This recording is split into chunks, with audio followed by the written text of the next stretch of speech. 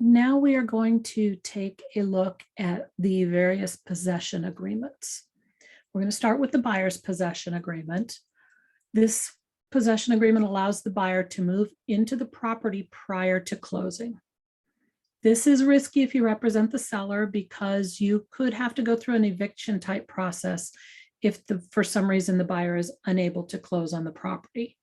But it's a great thing for your buyer, and it may help the seller a little bit too if the seller has already vacated the home, and it will help pay part of their mortgage up until closing, and keep the utilities paid for and that sort of thing. So buyer's possession agreement, if all parties agree that the buyer shall move into the property prior to closing, the possession agreement is filled out.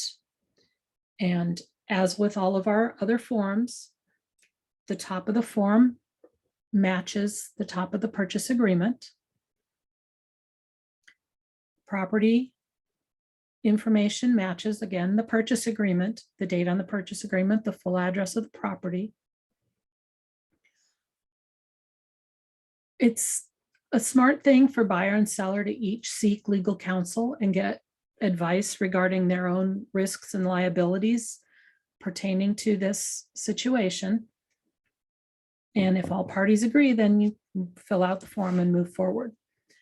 The possession, the property acceptance date is the date the buyer will take possession of the property. Buyer agrees that unless noted to the contrary in writing, the buyer's possession of the property under this possession agreement constitutes fulfillment of inspection and walkthrough as described in the purchase agreement, and buyer accepts the property in as-is condition.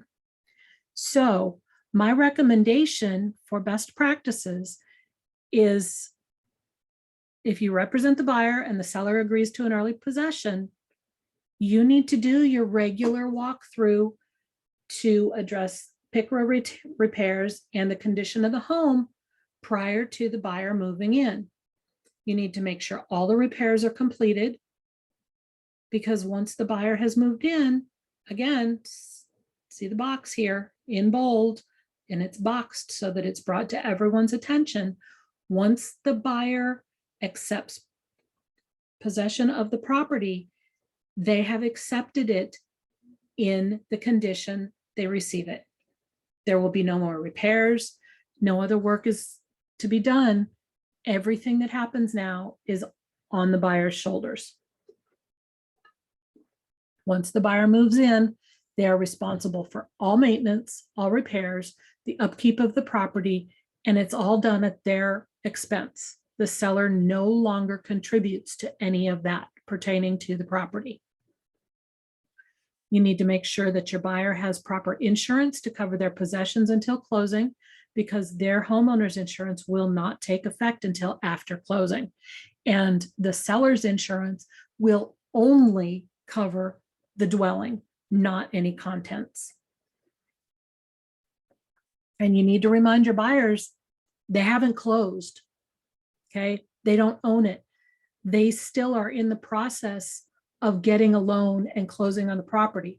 So they can't run out and buy, excuse me, they can't run out and buy their new appliances. They can't make a bunch of changes to the property. They do not own it yet.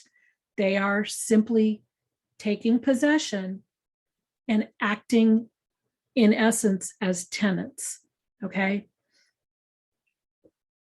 So you continue to fill out this agreement with any deposit and rent that the parties agree to. You know, a common thing is that the seller takes what their current payment is, divides it by 30 and multiplies that by the number of days. And that would be how much the rate is for the rent.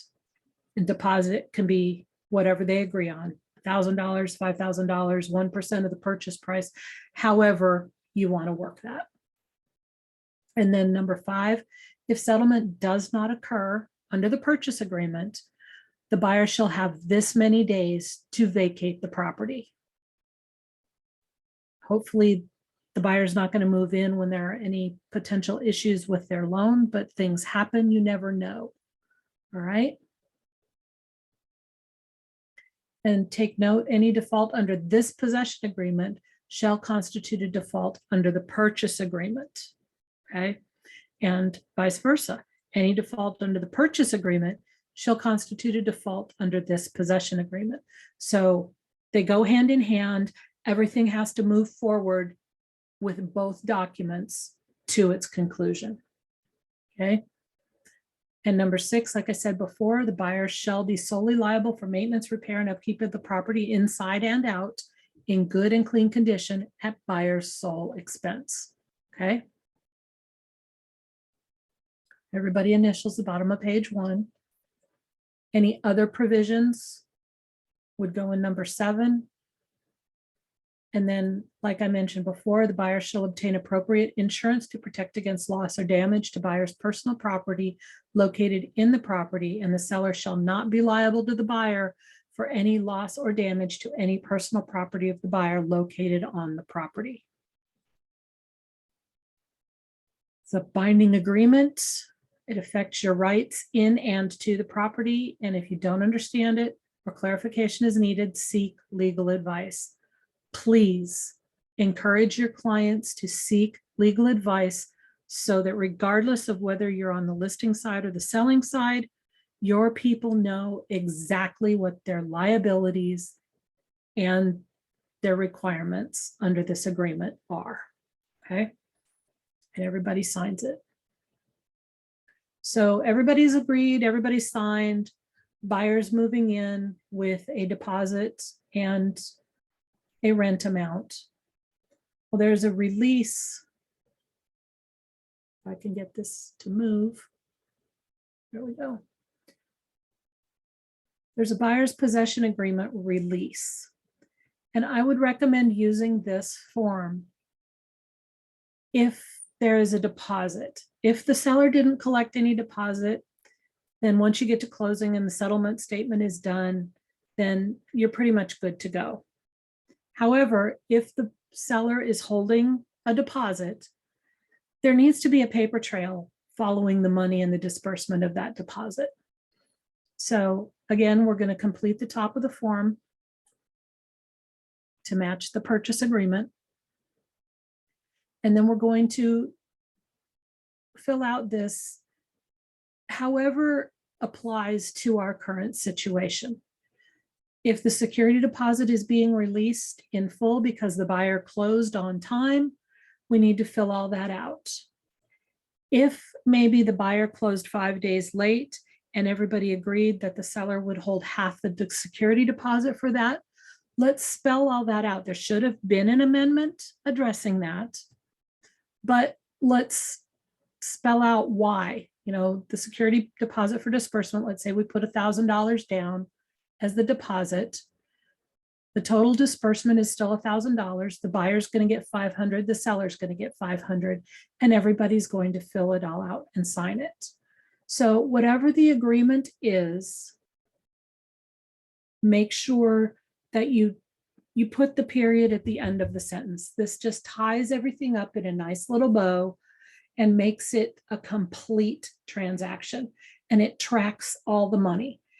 And like I said, if there's no deposit, then it's not such a big deal.